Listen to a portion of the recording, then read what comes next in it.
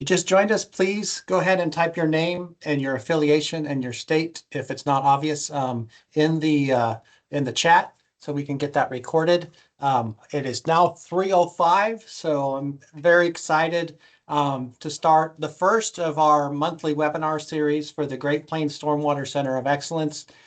This particular webinar is going to just talk high level the overview of our center and the things that we would like to do. Just to confirm, can you guys see the screen and hear me okay? Yes. Yes. Yep. Okay, perfect. Thank you, guys. All right, so my name is Jason Vogel. I'm a professor in civil engineering and environmental science at the University of Oklahoma, and the director of the Great Plains Stormwater Center of Excellence. You're going to learn about our team here in just a little bit, but we are really super excited to kick this thing off. So our meeting agenda will start off with a background, a little bit of introduction of the center. We'll have our stakeholder advisory group. You can see who's on our advisory group. These are the people that we're going to be looking to make sure that we're staying on track for the needs of the entire region. We will go into some research discussions that includes green stormwater infrastructure forensics, smart stormwater, green stormwater infrastructure feasibility tool for small communities, an extreme events adaptation white paper, and an economics of stormwater white paper. Hey, Jason, can you check your share settings? There's a comment in the chat. They can't see the slide. Okay, but you guys can see it, right? I can see them, yes. Okay. It seems like most folks can.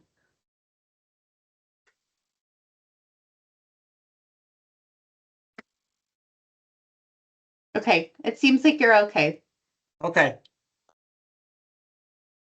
Maybe, Susanna, you might want to check and see if there's another window open someplace, maybe under something else. So after we finish up our research-related discussions, we'll talk about the outreach-related discussions of the topics that we're going to be working on, including a regional stormwater conference, Pure City Network, mobile green infrastructure demonstrations, the webinar series, of which this is the first, our technical assistance, green stormwater infrastructure atlas, engagement of tribal communities, engagement of rural communities, and then finally our website and our citizen science portal. So the EPA Stormwater Centers of Excellence are 4 centers across the U.S. meant to represent 4 major regions, funded by the U.S. EPA. And we also have 1 national electronic clearinghouse. The Southwest Center of Excellence is housed out of the University of Nevada. The Cold Climate Center of Excellence is housed out of the University of New Hampshire in collaboration with the University of Minnesota. The Southeast Coastal Stormwater Center is housed out of the Center for Watershed Protection, but partnered with several universities along the Southeast coast of the U.S.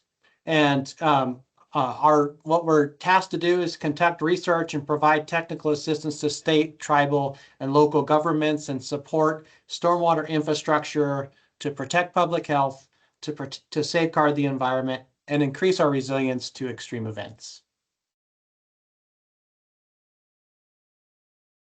So we have a really strong team, really excited to get the chance to work with all of these folks as part of the center. From the University of Oklahoma, in addition to myself, we have Dr. Robert Nairn, who's a professor in the School of Civil Engineering and Environmental Science, also part of the U.S. Army Corps of Engineers Engineering with Nature Network, and the director of the Center for Restoration of Ecosystems and Watersheds. Dr. Lori Hahn is an assistant professor, also in civil engineering and environmental science, who specializes in nature-based solutions. And Dr. Pierre Kerstetter has a joint appointment between meteorology and civil engineering, does lots of work with folks at NOAA and the National Weather Center, and is that connection to the National Weather Center and extreme events that we have on our team.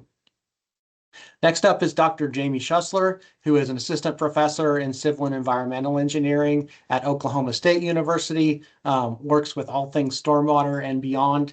And Dr. Ning Wang, who is in biosystems and ag engineering at Oklahoma State University, is an expert in sensors and electronics, and it's part of our smart stormwater research that we're going to be doing. Dr. Tracy Payton is an assistant professor in horticulture and entomology at Langston University, and is going to be working with the outreach to small communities that you'll hear about here in a little bit. Dr. Tricia Moore is an associate professor in biosystems and ag engineering at Kansas State University, also ecological engineer, and has done lots of work with stormwater and streams across Kansas and the region. Dr. Jason Berchtold is in the agricultural economics department at Kansas State University, and is bringing that economic component to the work that we're doing both in research and in outreach. And finally, Dr. Felipe Chavez Ramirez, who is the academic director for Pawnee Nation College in Pawnee, Oklahoma, and is leading our tribal outreach efforts. In addition to these folks, our project director is Jacob McDoulet, who many of you have probably worked with. We also have a graduate research assistant, Jessica Steele, who you may be hearing from time to time, and two different undergraduates who are working with different parts, Alina Hobbs and Zachary Cole, who are GIS and web experts. Ian, who is our graduate student who's working on one of our research projects, and that's just at OU, and we're expanding our student footprint at the other universities as well. So we have a big army backing us up to do all the things that we want to do. So many of the folks on this call probably have a pretty good idea about this, but as we're thinking about the Great Plains and what is generally characterized by, and why the Great Plains as a whole has some particular and unique challenges when it comes to facing stormwater and stormwater control. We have significant weather variability, prone to extreme events, both on the flood side and the drought side. We have water quality impairments to streams and reservoirs that often serve as drinking water sources. So there are multiple uses and multiple reasons why our water quality and our runoff management is important. Many of our urban centers in the Great Plains are expanding, but we also have a large number of smaller, under-resourced rural communities that are either maybe not growing or even losing population. We have a generally conservative political climate, and so the way that we do things might be different than it is on the coast, and we need to learn from each other how it works in our area. And then finally, the Great Plains has an abundance of sovereign tribal nations that we want to work with and have at the table from the very beginning as we're establishing our center.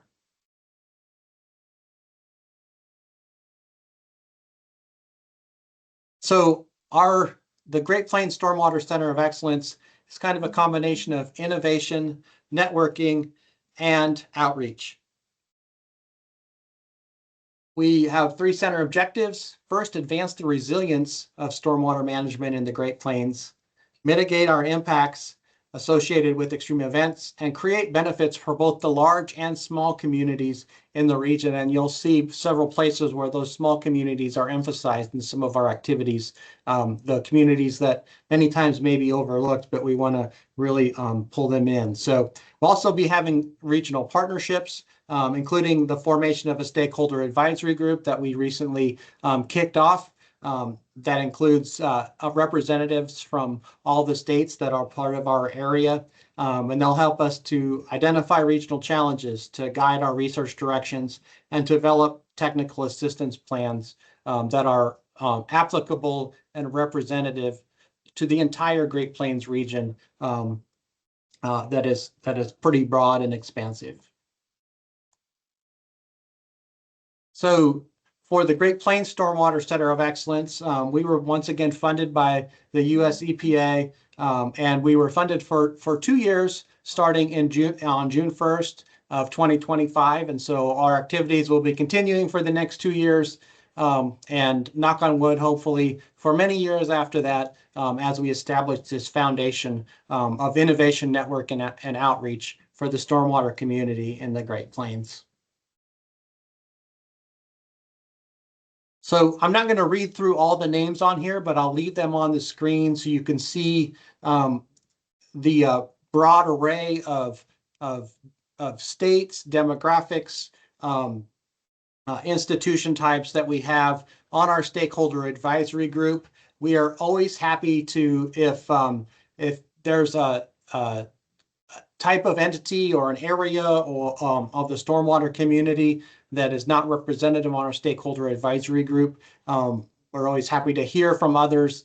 We want to make sure that we're that we are representative on our input from as many of the different facets of the stormwater industry and community in the Great Plains as possible. So with that, I will turn it over to Dr. Schussler to talk about some of our research-related activities. Yeah, thanks, Jason. So as he introduced our team, he shared that my name's Jamie Schussler. I'm an assistant professor at Oklahoma State University, and I'll be talking about some of the research activities of our center. And the first one that I want to start with is talking about green stormwater infrastructure forensics, which I'll be leading but supported by many members of our team.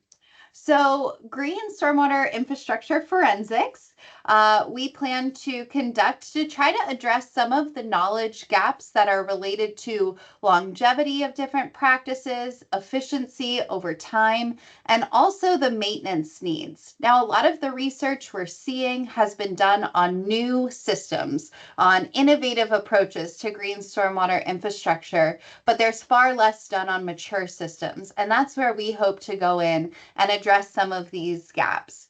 For the various different GSI practices, we intend to build a standard method to be able to evaluate its performance and maintenance needs. That way that you all in your careers and in your areas could also go out and evaluate these systems. So we plan to do this on the research side of things. We'll be looking at a number of different practices in the Great Plains, but we will also have that standard method and data sheets available for you to be able to do that locally. We'll go to the next slide, please. So what is green stormwater infrastructure forensics? Well, this is really looking at practices, doing a deep dive into them, and that's starting at document review. So starting with practices that we have the design documents so that we can understand what the goal of the practice implementation was.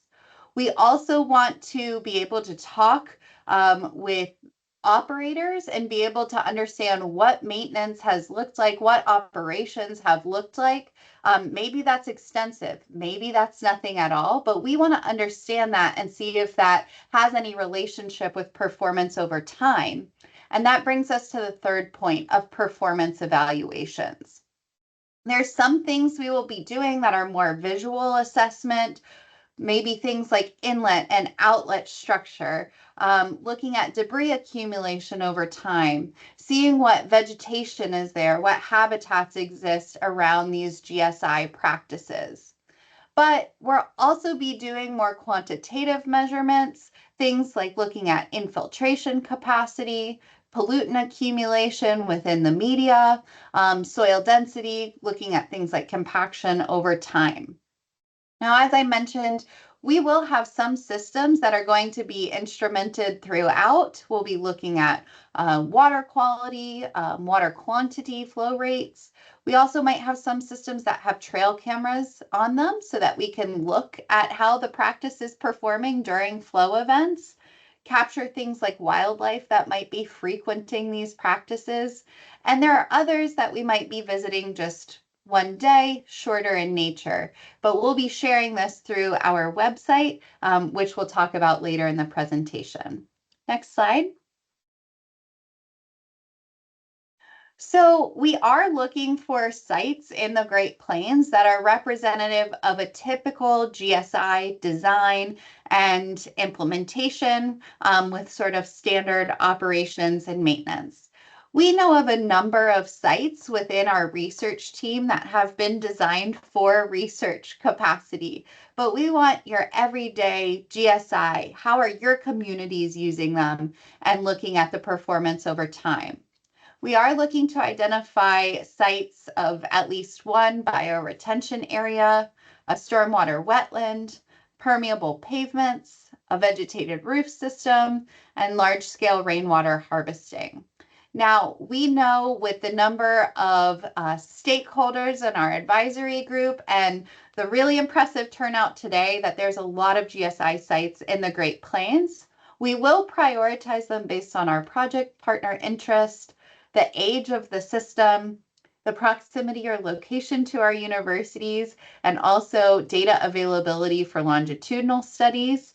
And of course, that availability of the design documents, previous monitoring, or operations and maintenance data so that we can try to draw some conclusions. So if you have the perfect site, please let us know. Feel free to type in the chat if any are coming to mind now. Would love to know where those might be. We'll go to the next slide. Moving on to our second research aim is looking at smart stormwater research and demonstration sites. For those of you who maybe are unfamiliar with the term smart stormwater, this is a system that uses things like sensors, data analysis, and real-time control to be able to optimize stormwater treatment, whether that is for volume, things like optimizing detention time, or improving water quality. This might take shape in an automated outlet structure, which is a common way to talk about these systems, or just real-time sensing and data collection. So through the center, we plan to establish at least one demonstration site. And throughout, we will be monitoring flow rates, water level, and various water quality parameters, especially things like turbidity that come to mind as a huge impairment or leading impairment within the Great Plains. And we want to evaluate low-cost sensing and various different decision-making techniques when using smart stormwater. We'll move to the next slide. Our third research aim is going to be looking at green stormwater infrastructure feasibility within rural communities. This is going to be led by Dr. Lori Hahn. And this is going to focus on the strategic placement of GSI practices to address stormwater management challenges that are especially faced in rural communities. They may include things like aging, inadequate information, contaminated runoff, or just low resiliency to the extreme weather events that they might be facing. And to do this, the aim of the research goal is this research task is to develop a GIS-based decision support tool to identify opportunities to implement different BMPs on the landscape with high impact. They'll be answering several key questions, things like what are priority water quality and quantity issues in rural communities? What are some of the values of these rural communities and how does that translate to desired practices in certain areas of the community? And what practices are feasible and what locations are best suited for the proper placement and performance? Move to the next slide. In addition to our heavy research tasks or more quantitative research tasks, we'll also be developing 2 white papers. So the first white paper is going to be on extreme event adaptation. This is really going to be looking at stormwater infrastructure within the communities as storms and precipitation are just being experienced a little differently and more extreme. So this white paper really aims to describe the impact of these extreme precipitation events within the Great Plains, look at different retrofits to stormwater infrastructure. So this could be in the form of infrastructure design or different maintenance needs now in the face of extreme events. Also making recommendations to support the implementation of the various stormwater BMPs with a big focus on green stormwater infrastructure. These white papers will take shape through a comprehensive literature review. Some of the strategies that we are considering or might be included in this white paper that's going to be led by Dr. Pierre Kerstetter are things like green stormwater infrastructure, low impact development, nature-based solutions, like all of the practices we just discussed, rain gardens, permeable pavements, green roofs. Also considering existing gray infrastructure or more engineered solutions, looking at the effects on drainage systems and how they may need to be upgraded, retention and detention ponds, and different pumping stations. With this, we also want to look at integrated approaches. We know the Great Plains, we can't go all gray or all green, but integrating them, we can have some really great impact and become more resilient to these extreme events. And then also looking at proactive and advanced strategies like forecasting, monitoring, different system updates, and then this will all be integrated into that research task for smart stormwater management. The second white paper that we will be producing, which will be led by Dr. Jason Bergtold, will be on the economics. And so this is going to be a white paper to look at innovative funding solutions to help fund these local stormwater infrastructure projects. Through our other tasks, we might be able to tell you what could really help your community, but if there's not capital there to do it, we recognize that challenge. And so that's what we hope to address with this economics white paper. Looking at innovative funding approaches that local communities can use with a big emphasis on our smaller or more rural communities. We also want to collect and assess different ecosystem service benefits and valuations for the various different stormwater BMPs and infrastructure solutions. And finally, provide some input on cost benefit assessment for stormwater infrastructure projects overall. At the next slide, we'll move on, and I'm going to pass the mic to Dr. Tricia Moore. Thanks, Jamie. Let me turn my camera on here. All right.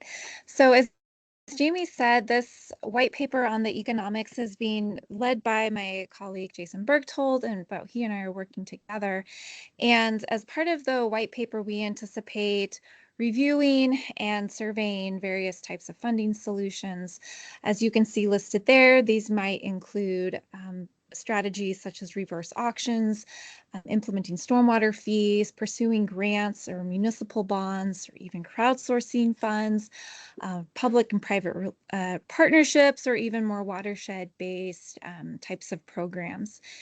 In addition to producing this white paper in which these different funding solutions are reviewed, we also aim to develop a tool as part of our website to help map where these opportunities are, where they've been used, and also where there are current opportunities, along with the links to the application materials or other resources needed for those. And Jason, you can go to the next slide then. Jamie also mentioned that in addition to these kind of different ways of funding things, another piece of the financing and really kind of the economics, I should say, around green stormwater infrastructure our ecosystem services and being able to incorporate those in a cost-benefit assessment for making decisions around these types of practices. And so as part of our white paper and data review, we'll be looking and collecting information on ecosystem service benefits and specifically values and how they have been valued in different green infrastructure systems, with the intent of providing tools that can be used to integrate these into cost benefit analyses. So this will naturally also include some assessment of infrastructure costs, which are quite variable, and not being able to predict those is, one of the barriers we think to implementing green infrastructure.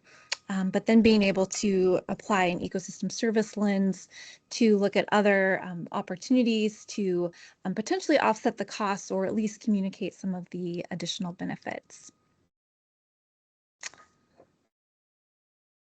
Next, I'm going to move into some of the outreach components of our center. The first major thrust in this area is to restart or reinvigorate a regional stormwater conference.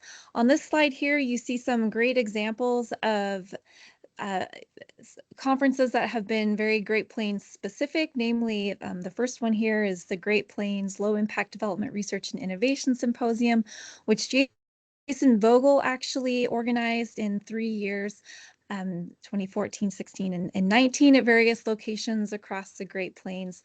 A really great aspect of this conference, besides connecting researchers across the Great Plains who are engaged in green stormwater infrastructure, is it also had a really strong presence of the practitioner community and even a design symposium as part of that. And so that was an innovative type of conference, and we aim to I think, model or inspire from that. But this isn't the only type of regional conference that has been initiated in the Great Plains. Jason, or pardon me, you already got to the next slide, perfect. But the EPA Region 6, for example, has previously hosted a series of annual regional stormwater conferences in the southern portion of the Great Plains. Both this EPA Region 6 as well as our own Great Plains LAD Symposium kind of stopped. We're not meeting as much after kind of impacted by COVID. There are several sub-regional conferences that still occur. You can see a list there. There's likely many more. But again, one of the intents of our Great Plains Stormwater Center of Excellence is to reinvigorate this kind of larger scale cross, north to south of the Great Plains region to showcase some of the work, but also exchange, lessons learned and things that are working. So, Jason, if you don't mind going to the final slide here about this regional stormwater conference, we plan to have this again. One of the main intents is to allow knowledge sharing and network building across the region. And this in many ways would fill in, I think, some of the gaps that, the loss of the Region 6 conference, as well as the previous Great Plains Low Impact Development Research Symposium left. I think in the box there were, some of our early plans. We're coming up or thinking about where to have this. We're thinking to try to have it centrally, so possibly in a place like Wichita. So if you'd be on this call, I might be following up with you later about there, and looking for a timing between a year to a year and a half from now. So but I hope you will all be interested in attending there. Another one of our outreach thrusts is the development of a peer communities program. The goal of a peer communities program is to partner communities that have similar both demographics and other characteristics, but also have a shared set challenges and concerns. And so our peer communities program would create these or help create these partnerships between cities or communities around shared concerns of stormwater infrastructure. And so we started thinking about, some pairings between some of our larger cities as well as some of our smaller communities, and the types of programming that would go along with with this program. And so this program is envisioned to follow a city-to-city learning approach. Broadly, and this city to city, or again, thinking like peer community to peer community, it's a form of learning that aims to form a community of practice. So communities that share this common concern and pursue knowledge through regular interaction. And again, this concern we're looking at with this center is stormwater management broadly and adopting green infrastructure as a means to ameliorate some of the concerns that have already been mentioned around or challenges of managing stormwater in the Great Plains. So to get this off the ground, we plan to begin with a pilot scale peer community program with some of the municipalities and tribes with whom we are already working. This will include the matching process and wouldn't necessarily just be limited to the cities or the stormwater managers, for example, within those cities or tribes, but also thinking about kind of their support network outside of that, whether that is the development community or academic partners or other private partners as part of that network of peers. And then developing a slate of learning topics that would be kind of the core of these peer matches to help them build their capacity.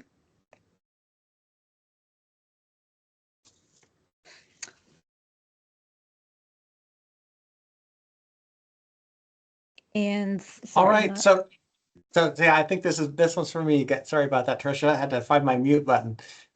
So part of what we're going to do for outreach is to develop plans for mobile green stormwater infrastructure demonstrations that we can build and check out to partners, but also we can pass along those plans so people can build their own. And there's several qualities of these demonstrations that we'll be looking for: compact and portable, generally clear housing when we're looking at things like a cross section of a bioretention cell, right? We want to see what's going on. Durable, easy to operate, and incorporate educational features. And our purpose is a training tool for a training tool for municipal staff, including a training tool for MS4s who have education as part of their permits, and so they can utilize it in that type of thing. Stakeholder engagement, public demonstration events, and then finally curriculum integration. We want to develop some educational materials that go along with these mobile demonstrations so that when people either check them out or build their own, they'll have some curriculum to go along with these types of things. In addition to our mobile demonstrations, we will have our regional webinar series that started today.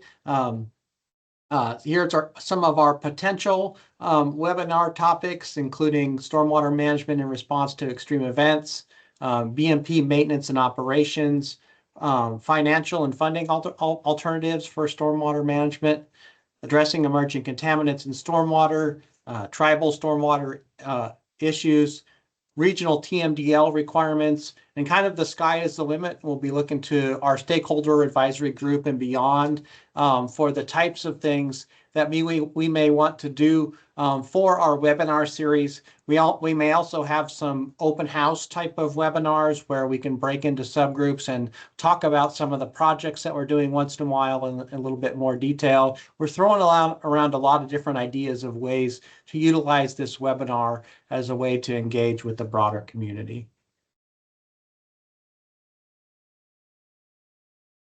The next thing we want to do on the outreach side of things is to develop a technical assistance program. You saw the the brain trust that we have here at the center on a broad breadth of stormwater control measures. And so we want to provide technical assistance for things like green stormwater infrastructure, erosion sediment control, wetlands, stream restoration, storm-related policy questions, stormwater regulations or code, and identifying possible sources of funding. If there's other things that in the stormwater related areas that you think we might be able to either help you out or connect, because we have 21 people on our stakeholder advisory group that are all a wealth of knowledge as well. And then the broader extended community, even if we don't necessarily know it, we hope to be able to be that connector for technical assistance. So we obviously, if we got a call from every community within the Great Plains, we would be pretty busy. And so we're going to have some different levels and some ways to kind of sort out what we're doing and what we can fit into the funding and time that we have as part of the center. And so our level 1 technical assistance will be a remote consultation. So this could be a Zoom meeting, it could be a call. Somebody's interested in building a rain garden somewhere, and we want to just sit down and talk about what might be involved with that. That's our level 1. Those can happen relatively easily remotely. Our level 2, which will still be part of our of what we do with the center, one could be a remote plan review. So maybe there's a small community or a tribe somewhere that worked with somebody to develop plans for their green roof or for a hydrodynamic separator or whatever it may be, but they want some help with reviewing that, make sure that what has been proposed to them is technically sound and makes sense, right? We could do a remote plan review. The level 2B, which we would be on a little bit more limited basis based upon availability of our travel funds to get to the sites, but would be a site visit consultation. And so we could go as a one-time site visit and talk about an area or a site or something to just kind of bounce ideas back and forth and give some folks ideas. And then finally, our level 3 technical assistance would be a full design or modeling services, something that would be beyond the scope of what we would do with the EPA funding, but with the people that we have on our team, we might be able to work directly with folks to help them out on more of a funded basis beyond the scope of what we're doing. So. The next thing we're doing on our outreach is to develop a Great Plains Green Stormwater Infrastructure Atlas. And so what's on here is a screenshot of what used to be the National Low Impact Development Atlas that was operated from the University of Connecticut. We went to the Wayback Machine online and went and found a screenshot from 2018, but it was GIS-based atlas of locations of green stormwater infrastructure that, unfortunately, because of funding cuts and a couple other things, is no longer happening. But we want to recreate this for the Great Plains, and it'll be GIS based, but it'll be embedded into our website. So it is currently under construction. One of our students, Zach Cole, is doing a great job getting this going, and I wouldn't be surprised if within a month we might have the first cut of this ready to go. But this will be a living thing where we'll have a thing on our website where folks can input their information, get it put onto the atlas. This isn't meant to be a whole bunch of monitoring data or other types of things, but it's really showing where do we have what? Where do we have green roofs? Where do we have bioretention cells? Where do we have wetlands? Where do we have large-scale rainwater harvesting? And hopefully we just have, a myriad of dots across the Great Plains. And so part of that is just the power of showing of numbers, but also giving people local examples where they can see what's been done. Felipe? Hello, everybody. Yes, I guess I'm there. So obviously because of the landscape we're working on in the Great Plains, there's a large number of communities and tribal nations that we obviously need to consider. So one of the things you heard about the conference that we want to organize at some point in time, we're looking at trying to connect or maybe have a separate session or maybe a day or maybe some different breakout groups regarding tribal nation issues directly, where we can have some peer learning from. There's some communities that are much more developed in some areas of stormwater management that might be able to share experiences. But anyway, just the idea of providing opportunities for meeting and discussions as part of a focus on tribal communities and nations. Next slide, please. One of the things that we already have in place that's already many tribal communities participate, at least here in Oklahoma, is the Tribal Environmental Summit. So the idea is to present during the next meeting or conference have a presentation very similar to what you're hearing today about what the opportunities and possibilities are. Make sure that all the contacts receive the information that is being generated via the fact sheets and white papers, again, that you've already heard about. And obviously identification of communities that are in need of some technical resources or information or other possibilities that we can have within the tribal community. Next. So one of the things we're working on is we're developing a database right now of all the tribes in the Great Plains and trying to find contact within the Natural Resources Department, education, emergency management, and anybody who might be know something about stormwater management. And we're once we find information about individuals or departments, we're making calls and trying to find out, do they have stormwater management going on in their community at this point in time? Do they have some kind of infrastructure or not? If they don't have it, do they have needs where stormwater infrastructure may be of benefit? Do they have any plans already in existence that could be reviewed, as Jason just mentioned a while ago? Or is there any other information that we can provide to help them better understand what stormwater management is and what it is? And of course, one of the biggest needs that we have in many tribal communities are funds. And as you heard, the part of this Center of Excellence is to try to help at least identify sources of potential funding, but also help people develop plans and search for some of those funds that may be able to help the communities as well. So. All right, and in addition to our tribal communities, you've heard it mentioned several times throughout the presentation that we want to make a special effort to engage with our smaller rural communities, and we're defining that as the communities less than 25,000 in Oklahoma and beyond, by building on current programming with Langston University and Tracy Payton, who I mentioned earlier, who's with Langston. She had to leave just a little bit early from this particular webinar, but building on that current activities. Langston University is an 1890 land-grant university with a broad extension capabilities and has been engaged with small communities for a long time. So many of these communities have knowledge base and resource needs and needs for revival and growth to increase the sustainability of their stormwater management. Many of them are not even MS4s. They may not have a stormwater permit, but that doesn't mean they don't have impervious surfaces and have issues related to stormwater communities. And so with our limited amount of resources and people time, if we need to prioritize our technical assistance, we will be prioritizing these smaller rural communities across the Great Plains for this, and hope to be able to spread the word broadly within the smaller communities.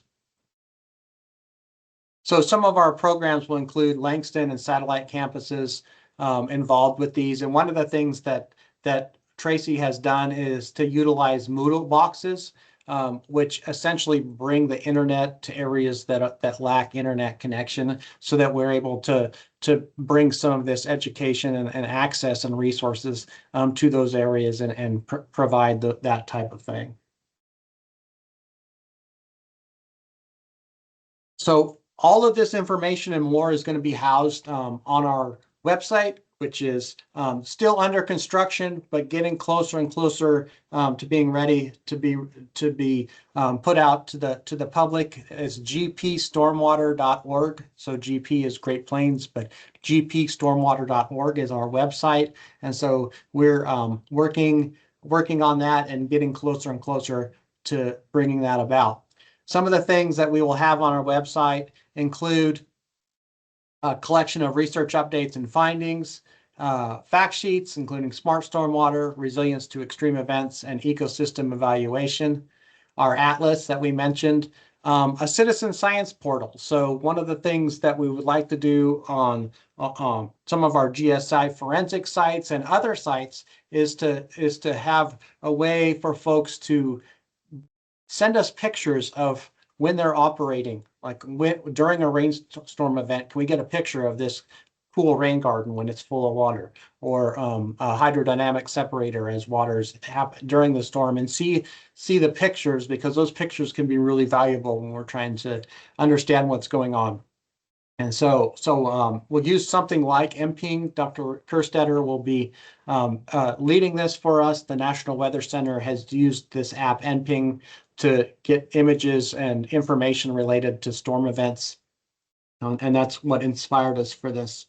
We also have our calendar of events, which will include our webinars, training events, trying to scour and keep track of events that are happening across the Great Plains related to stormwater in all the different states, conferences, some of our technical assistance applications that we have. We'll have a form on there where you can put your request in for technical assistance. In addition, we'll also have a form for putting your site in for our regional atlas.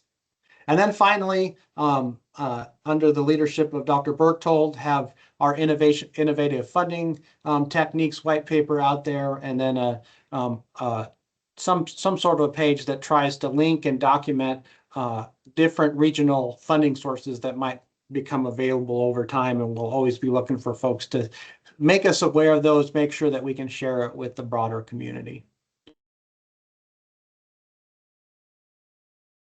So with that, thank you all very much for your time. We have about 10 minutes for questions. Once again, there's our website, and be happy to answer any questions you all may have. I see that the chat is very active. I haven't got a chance to read much of it, but I know that some of our other folks have been responding.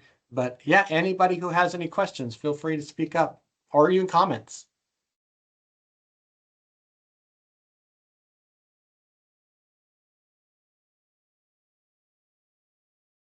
Yes, Sarah.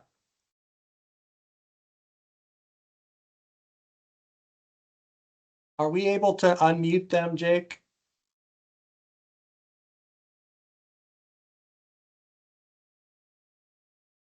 Can you hear me now? Yes. Sorry about that. No worries. This is exciting. Dr. Vogel, I'm really excited to see this, and seems like a great resource for us and others. My question is, we've got some experience working with climate adaptation science centers, and I'm curious, like the one that Renee McPherson runs there at the University of Oklahoma. Is this kind of similar to that tasks are funded by USGS and this is an EPA funded? Is that a similar sort of process or type of organization? I guess I'm trying to make a parallel in my head if it's appropriate. It's a regional center of excellence. So in that sense, yes, it is somewhat similar. This is a 2-year foundational grant, and there's no plans right now that are concrete for longer term operation. We hope that will happen, and so potentially it could build into something like that. I wouldn't say I would necessarily call it that yet. You may have saw that Yvette Wiley, one of the tribal liaisons for the South Central Climate Adaptation Science Center, is on our stakeholder advisory group. And so she provides us input on several different hats. She's also a member of the Muskogee Creek Nation. And so we do have that engagement with their center. So it has the potential to be something like that for the stormwater community for the Great Plains. But I like to say we're trying to connect innovation with stakeholders. And so it's less of a research group and more of an outreach and connection group that does some research as well to help push forward innovation for our region. Awesome. This is great. Thanks, y'all. Thanks, Sarah.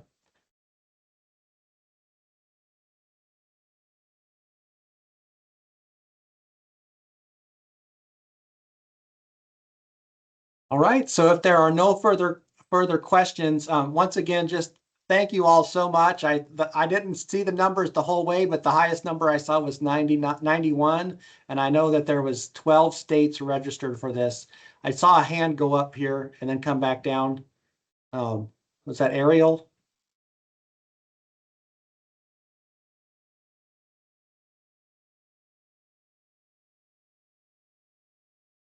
Ariel, are you able to unmute yourself? If not, maybe you can. Oh, okay, just a mistake. Thanks for coming, though. We appreciate it. And um, so with that, we will sign off. But once again, thank you all so much for your time, and be on the lookout for our future webinars. And if you guys have topics that you would like us to cover, please send them along. Thank you so much.